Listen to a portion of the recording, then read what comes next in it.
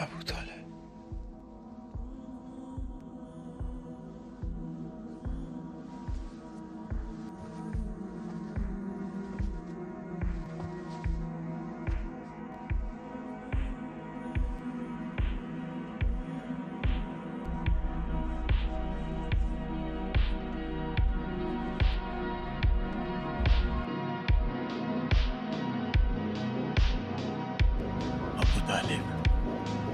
इस नायाब बच्चे का बहुत ख्याल रखना।